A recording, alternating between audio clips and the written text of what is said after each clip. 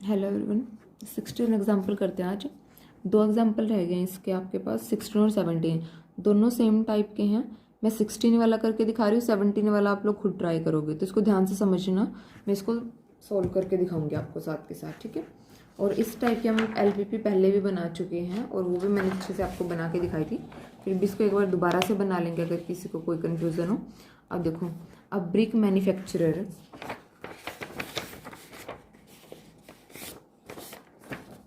A brick manufacturer has 2 depots A and B. Stroke दिया है दोनों का। ही रिसीव ऑर्डर फ्रॉम PQR इतने ब्रिक्स का, ठीक है। और कॉस्ट ये हमें दी हुई है, तो हमें LPP बनानी है। तो बस डाटा लिख लेते हैं। P है,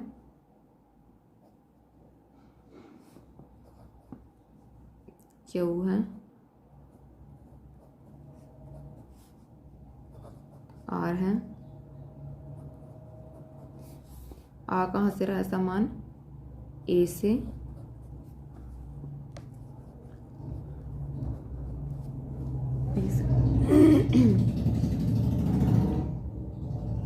ये कॉस्ट के लिए टेबल है। ये ऊपर आपको डाटा दिया हुआ था कि 2 हमारे पास मैन्युफैक्चरर हैं और ऑर्डर मिला है इन 3 प्लेसेस से, ठीक है। और ये जो मैंने पीछे T लगाया ना, ये 1000 के लिए लगाया। T मीन्स 1000, जैसे यहाँ पे लिखा हुआ था, तो मैंने वो 1000 लगाया, T लगा दिया, ठीक है।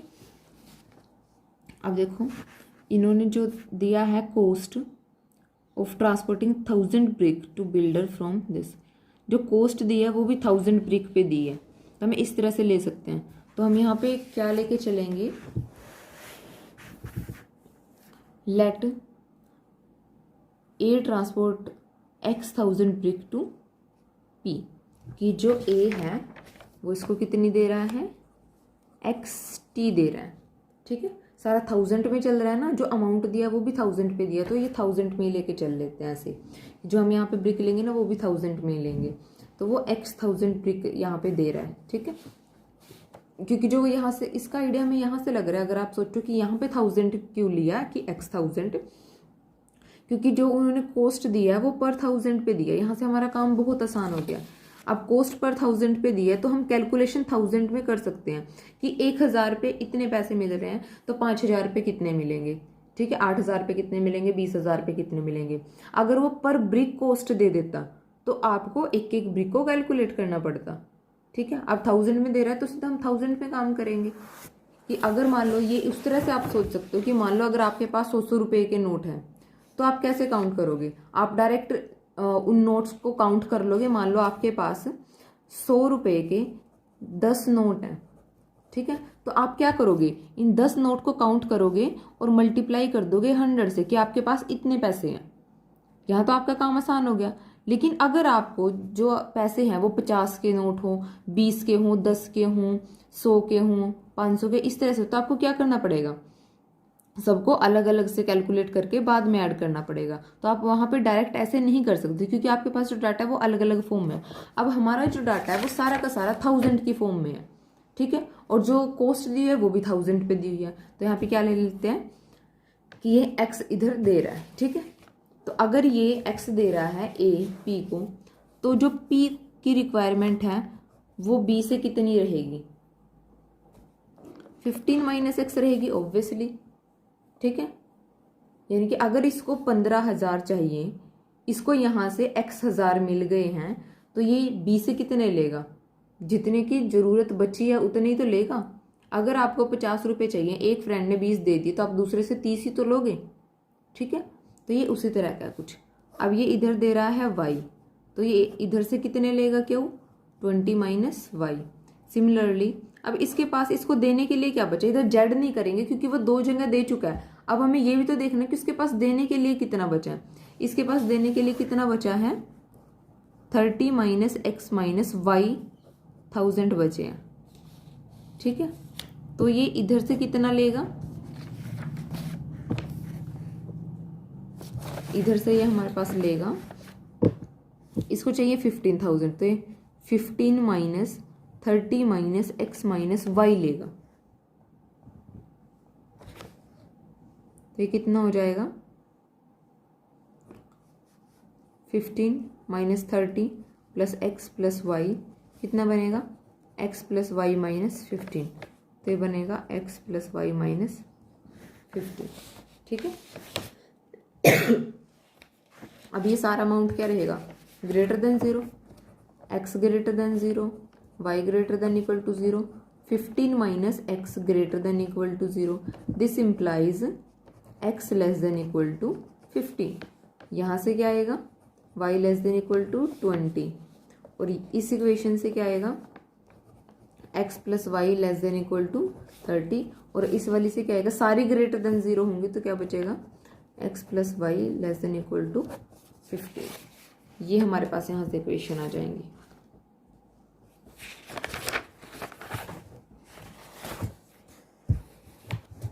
ठीक है, ये आप चेक कर सकते हो। ये एलपीपी आ गया हमारे पास। अब इसके बाद क्या करते हैं, ड्रा कर लेते हैं।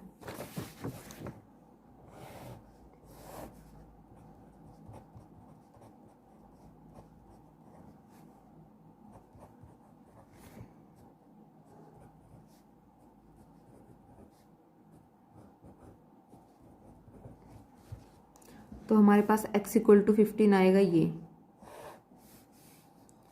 y इक्वल टू 20 आएगा ये, ठीक है, और एक आएगा ये 15 और ये 15।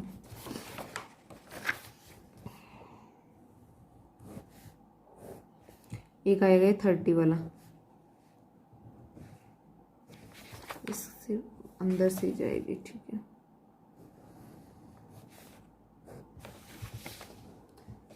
ठीक है, और x greater than 0, y greater than 0। अब रीजन देखते हैं, यहाँ पे आएगा 0 लेस देन 15, क्या आएगा यहाँ पे, 0 लेस देन 15। पेंसिल से कर लेते हैं इस काम को, यानी कि x से आप ओरिजिन की तरफ चलोगे, ठीक है। नेक्स्ट है y लेस देन 20, यानी कि y से नीचे रहोगे। तो इस लाइन से ऊपर वाला ये जो पोर्शन था तो अभी कैंसिल हो गया। अब नेक्स्ट देखो, इससे देखते हैं। यहाँ पे एक प्रॉब्लम आई है,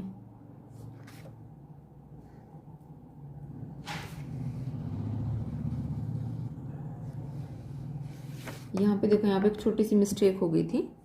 यहाँ पे x plus y minus 15 greater than 0 रहेगा, तो x plus y greater than 15 आएगा, ठीक है। ये यहाँ पे ग्रेटर देन का साइन आएगा।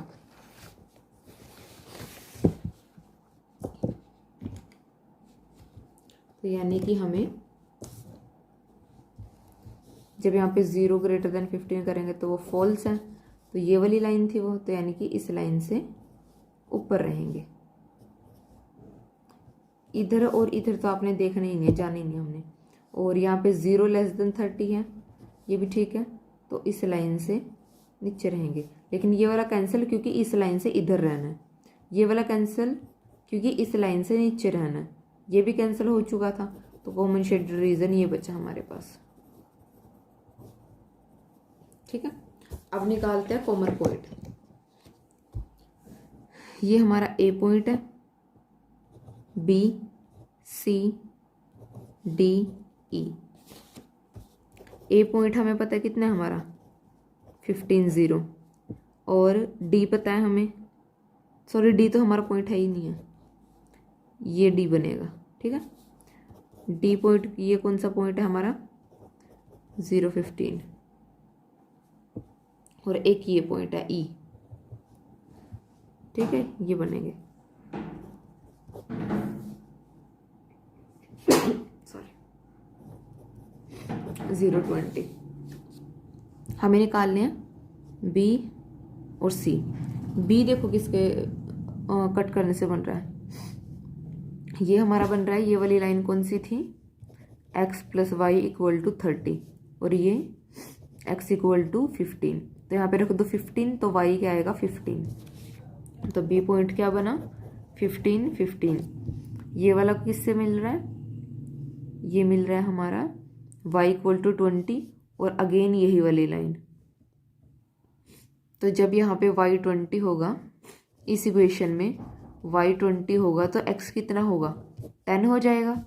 तो जो c है वो कितना आएगा, 10 20। तो ये आगे सारे पॉइंट।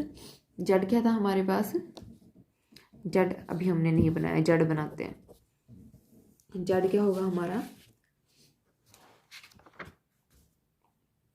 अब देखो ये आपको दिया हुआ था कोस्ट कि ए को पी का देने के लिए है 40, ठीक है, पर 1000 पे, और उसने ए को दी कितनी है, एक्स दी है, ठीक है, ए को कितनी दी है, एक्स दी है, और कॉस्ट कितनी थी, 40 रुपीज़ थी। तो कितनी कॉस्ट बनेगी इसकी, ए से पी तक की एक्स 1000 ब्रिक्स के लिए, 40x, और यहाँ के लिए कितना है, ए का क्यू को देने के लिए 20, और उसने दी कितनी है, y, तो कितनी कॉस्ट बनेगी, 20y। ए को आर का देने की कॉस्ट है 30, और उसने दी कितनी है, 30 minus x minus Y.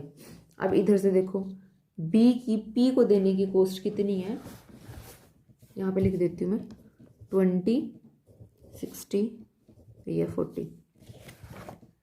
1000 brick पे 20 रुपीज़ लग रहे हैं, ठीक है, और उसने दी कितनी है, 15 माइनस एक्स, तो कितने लगेंगे, 20, 15 माइनस एक्स, यहाँ पे लग रहा है 60, तो कितने आएगी, 20 माइनस वाई, यहाँ पे जाने में लग रहा है पर 1000 40, गई कितनी है, एक्स प्लस वाई माइनस 15 गई है, ठीक है। तो अगर आप इनको सोल्व करोगे तो लास्ट में आपके पास क्या आएगा, जो जड है, ठीक है, मैच करके देख सकते हो आप एक बार, यही आ रहा है, तो आपके पास सोल्व करके ही आ जाएगा,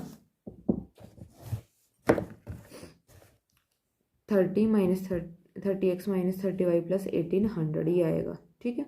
तो यहाँ पे आप ये सारे पॉइंट जो हमने निकाले ये रख के चेक कर लोगे कि हमें क्या करना था, यहाँ पे कॉस्ट को मिनिमाइज करना था।